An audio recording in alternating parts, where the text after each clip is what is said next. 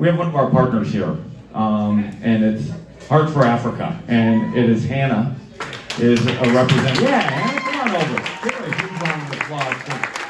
Hannah represents Heart for Africa, and there's a lot of things, believe it or not, in our marketplace, Hannah, that is represented by some of the artisans at Heart for Africa. A lot of our beaded animals are, what I'm going to talk about, and maybe Hannah will as well, are ornaments here. The beaded ornaments are provided by Heart for Africa, and it's just so special and so cool that Hannah has decided to stop by on her way trip to Africa coming up here next week, going back over to Africa, and she wants to share some really cool anecdotes and stories and just kind of what's going on there in Africa. Here's Hannah. Awesome. Thank you guys so much. Ironically, there was a Feed My Starving Children mobile pack in Atlanta, Georgia last week. So I'm from Atlanta, and we don't have one of these amazing places. If so, I feel like I would be here once a week because it's just incredible getting to see. I got a little just overwhelmed because I looked around the room and I saw a lot of people. And to think about how many people touch this food, not literally touch the food, but you know what I mean, before it gets into a little kid all over the world. Specifically Eswatini, you probably never heard of it. The country used to be called Swaziland. We're landlocked by South Africa and Mozambique. We are a children's home. We take in children under the age of 2 who were abandoned at birth or shortly after. So we have 426 children that we no longer call orphans anymore because they have a family. And we get to take care of them and provide love and care and education and all the things they need. But we don't want to just help people that live on our farm. We want to help people all over the country. So we partner with 30 churches all over the country of Eswatini. And we feed 4,500 kids per day with Feed My Starving Children food. We get about 1.3 million meals from Feed My Starving Children a year, which is a great, huge number. But there are lots of other partners all over the world who are getting lots more than that. So I want you to think about this 107 number because it got me a little bit too, because I think of numbers, but I think of faces. And in July, I spent about 2.5 months in Eswatini.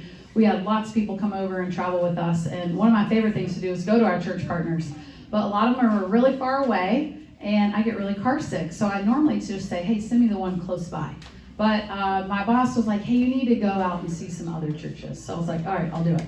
And I get to this church, and it was this beautiful picture of literally people being the hands and feet of Jesus, cooking this food, and little hands in my face as I'm serving it. And I just started crying because I think about what it takes to get the food there. And because I got to pack food today, and I got to pack food last Friday, and I got to literally look at it with my eyes as I'm getting to know the people I'm serving with, and think about, wow, I saw it on the other side of that. So your impact today, like I'm going to teach you a new word. Everybody say yebo.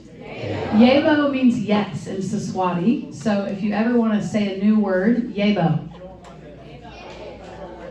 Where it's at. Here we are, guys, right here. Right here. I didn't even realize this map was behind us. But that's Eswatini. It's a tiny little country.